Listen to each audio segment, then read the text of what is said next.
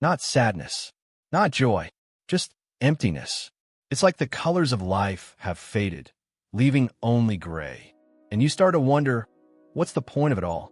The dreams, the struggles, the endless cycle of wake, work, sleep, repeat. That's when the universe whispers a question most people are too afraid to ask. What if there is no purpose?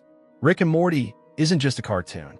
It's a mirror, showing us the absurdity of chasing meaning in a meaningless world.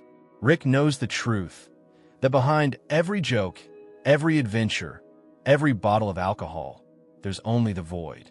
And yet he laughs, because maybe laughter is all that's left when you've seen how deep the abyss goes. This isn't a story about giving up. It's a story about facing the emptiness and learning how to live with it. Because somewhere in that void, we might find something real. Not hope, not faith, but peace. Most people spend their entire lives chasing something they can't even define. They wake up every morning dragging themselves out of bed, whispering the same silent prayer. Please let this day mean something. But it rarely does. From the moment we're born, society feeds us a script, a story that tells us who we should be. Study hard, get a job, fall in love, make money, buy things you don't need, die quietly, and somehow, in between all that, you're supposed to find happiness. But here's the cruel joke. Happiness isn't part of the equation. It's just bait dangled in front of you to keep you moving. Rick understands this better than anyone. He's the smartest man in the universe. He's seen every planet, every possible reality, every version of himself. And all he found was repetition. Every world, every person, every choice. Just another copy of the same broken pattern. That's why Rick doesn't care. Because once you realize how meaningless it all is, you stop pretending. But here's the paradox. Even when you know there's no meaning, you still crave it. Your brain keeps whispering, there must be more than this. You cling to relationships, dreams, distractions. Try to convince yourself that your story is special, that you matter. But in the grand scale of the cosmos, you are dust on dust, a brief flicker in infinite darkness. And yet, maybe that's not a tragedy. Maybe it's freedom. If nothing truly matters, then you're free to choose what matters to you. Free to build your own purpose out of the emptiness. To stop running from a void and start dancing with it. That's what most people miss when they look at Rick. They see a drunk genius, not a broken philosopher. But behind every cynical joke, there's a truth too painful for most to face. The universe doesn't owe you meaning. It doesn't care about your plans, your dreams, or your pain. It simply is. And the moment you stop fighting that, you begin to see the world for what it really is. A blank canvas, waiting for you to decide what to paint on it. Because maybe the illusion of meaning isn't a lie meant to deceive us. Maybe it's a story we tell ourselves to survive. And maybe survival, in itself, is the closest thing to meaning we'll ever find. Awareness sounds beautiful, but the truth is it's a curse disguised as enlightenment. The moment you open your eyes, you stop being able to close them again. Once you see the mechanisms that drive the world, the lies people tell to survive, the fake smiles, the endless cycles of hope and disappointment, you can't unsee it. That's the abyss, the deep, silent void that stares back at you. Once you've peeled away the illusions, when you become aware, you stop being entertained by what entertains everyone else. You see through the small talk, the fake positivity, the desperate need to belong. You realize that most people aren't alive. They're just running scripts, repeating patterns handed down by generations that never questioned anything. And suddenly, life feels heavy, because now you know too much. You can't just go back to pretending. This is what Nietzsche called the weight of consciousness. The moment you realize that the world has no inherent meaning, you face a terrifying freedom, the kind that doesn't come with comfort or clarity. It's the freedom to build your own reality, knowing that it's all fragile, temporary, and ultimately meaningless. Rick feels this constantly. That's why he drinks, jokes, hides behind sarcasm. Because when your mind sees everything, pain becomes constant. So he numbs himself, not because he's weak, but because awareness hurts. Think about it. When you were a kid, the world felt magical. You believed people were good. That love was pure. That life had a purpose. Then you grew up, and the curtain fell. You saw how people manipulate, how systems exploit, how dreams fade, and suddenly the magic died. That's awareness. It's not light, it's fire. It burns through illusions and leaves you naked in front of reality. You either crumble under it, or you learn to walk through the flames. But here's the twist. True peace doesn't come from escaping awareness, but from accepting it. The moment you stop running from the truth, you stop being afraid of it. The abyss doesn't destroy you.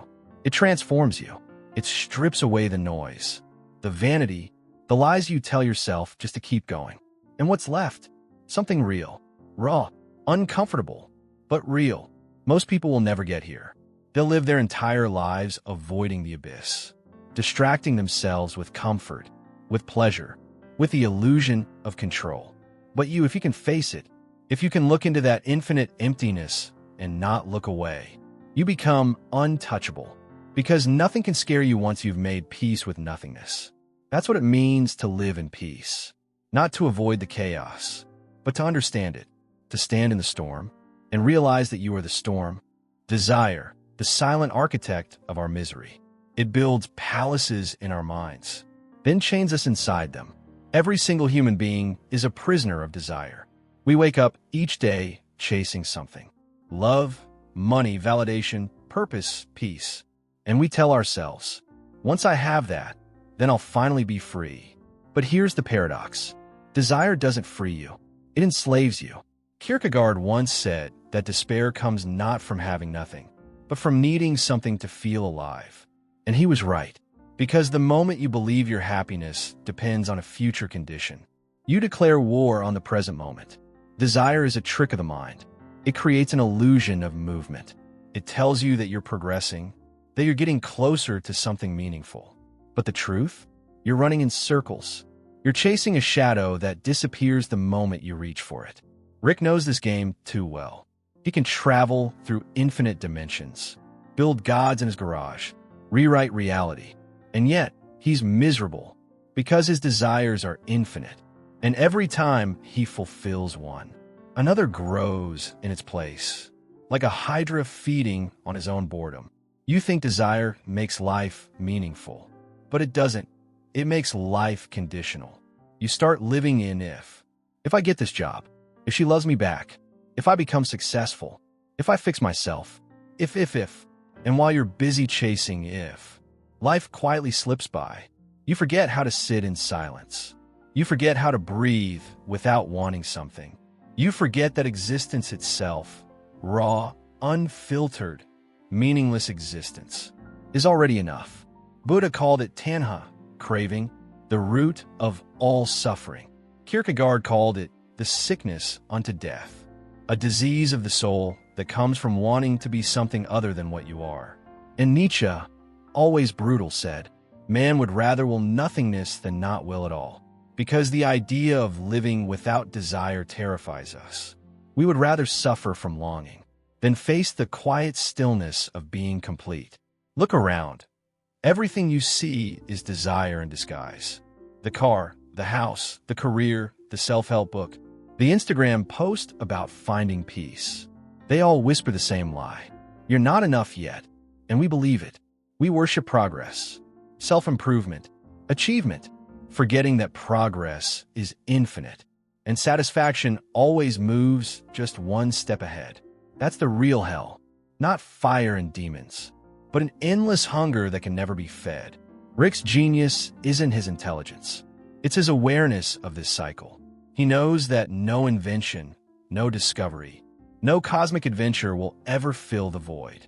He knows that desire is the ultimate joke, a treadmill built by evolution, designed to keep you running, to keep you wanting, to keep you alive but never fulfilled. And still, he runs. Because what else is there to do? That's the tragedy of consciousness, to be aware of the trap and still fall into it, because not desiring feels like death. But maybe the key isn't to kill desire. Maybe it's to stop identifying with it.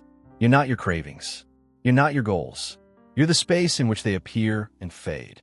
like waves rising and falling on the surface of an ocean that remains calm underneath. When you stop chasing, when you stop demanding that life gives you meaning, you begin to taste something purer, a quiet joy that doesn't depend on achievement. That's the peace Rick can't find, because he's too busy trying to earn it. And peace can't be earned. It's realized. The prison of desire has no locks. The door is wide open. But the irony is, no one leaves, because everyone's too busy decorating their cell. Suffering, the one experience that unites all living beings, the universal tax of existence. No matter how rich, how wise, how powerful, no one escapes pain. But here's the uncomfortable truth. We've turned suffering into a religion. We wear it like a badge of honor. We post it, we quote it, we romanticize it. Pain made me stronger. Everything happens for a reason. It's comforting, but also a lie. Pain doesn't always make you stronger. Sometimes it just breaks you, shatters you into pieces so small that you no longer remember what being whole felt like. And yet, we keep performing strength. We keep pretending we're warriors of our trauma, as if suffering were a medal to be displayed, not a wound to be healed. Rick is the perfect embodiment of this tragedy. He hides behind sarcasm, alcohol, and a genius that can outthink any god, but can't outthink his own loneliness. He laughs at the universe, but the laughter echoes back, hollow and heavy. There's a reason the smartest man in the multiverse is also the saddest, because intelligence, when unbalanced by humility, turns pain into spectacle. It becomes performance art, a comedy of suffering. He turns his despair into entertainment. He mocks meaning. He mocks love. He mocks existence itself. And the audience laughs, because it's easier to laugh than to feel. That's the mask we all wear. We joke about our pain. We drown it in irony. We give it clever names like dark humor or detachment. But underneath, there's a desperate plea. Please, someone see me. Please, someone tell me I'm not alone in this void. Camus once said, "To live is to keep the absurd alive." He didn't mean to glorify pain. He meant that life is absurd. And that laughter, real laughter, comes only when you stop trying to make sense of it. Because the universe doesn't owe you meaning. It doesn't owe you fairness. And that's the cosmic punchline. When you realize that the joke's on you, you have two options: cry or laugh with it. Rick chose to laugh. But in doing so, he turned laughter into armor. He forgot that the real joke isn't the universe. It's the idea that you could ever control it. Kierkegaard wrote that the most painful state of being is remembering the future, especially one you can never have. That's the essence of modern suffering. We live haunted by possibilities, by lives we'll never live, by versions of ourselves that died quietly in the what-ifs. Every day, we mourn invisible futures, and no one teaches us how to grieve what never was. So we hide behind irony. We call it maturity. We say, "I don't care anymore." But we do. God, we do. The truth is, suffering is not the enemy. Attachment to suffering is. We keep replaying the same heartbreaks, the same failures, because pain gives us identity. It tells us, at least I felt something. That's why healing feels so foreign. It strips you of that identity. It leaves you naked, unmasked, with no grand tragedy to define you. But maybe that's where freedom begins. Not in conquering pain, but in laughing with it genuinely.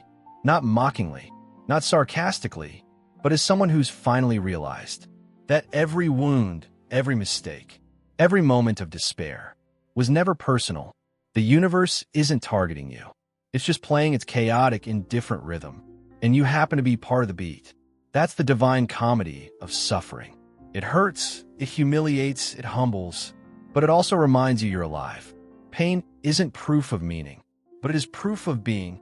And when you see that, when you stop trying to find purpose in suffering, and instead find presence through it, you stop fighting the current. You let it carry you.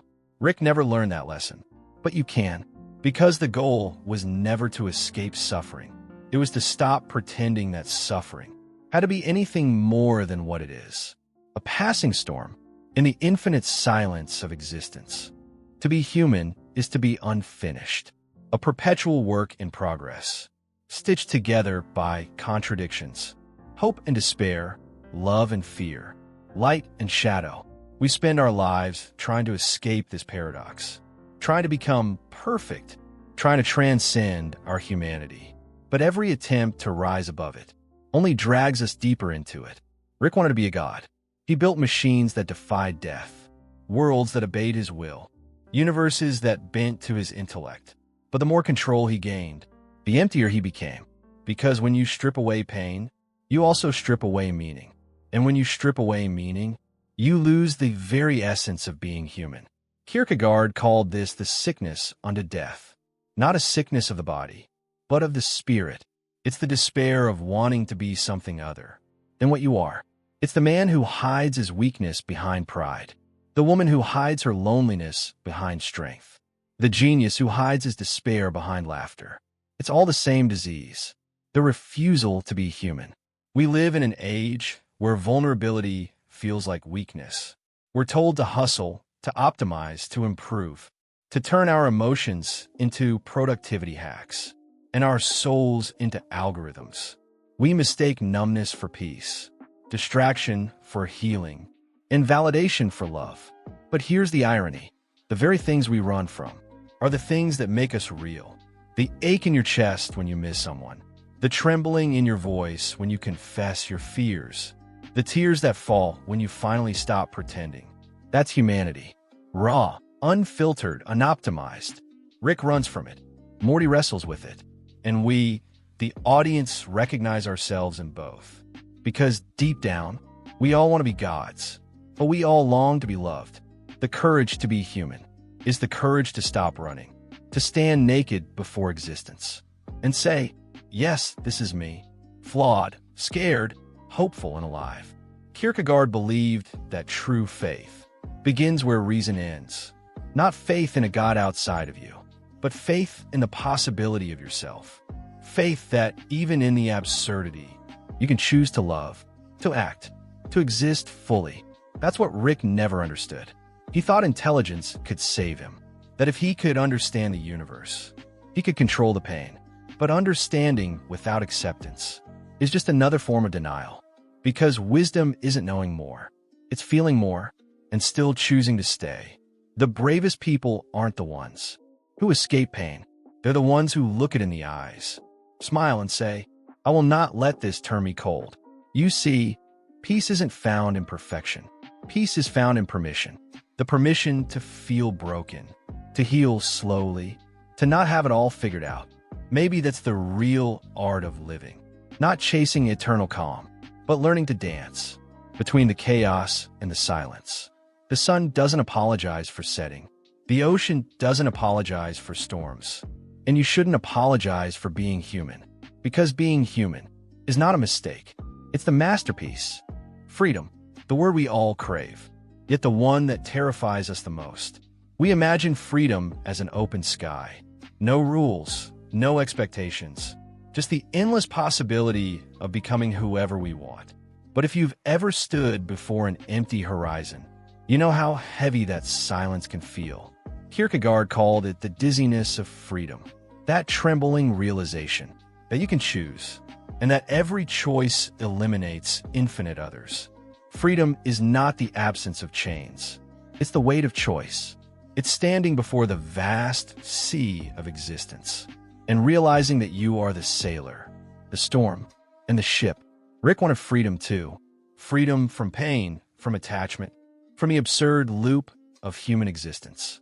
But what he found wasn't liberation. It was isolation.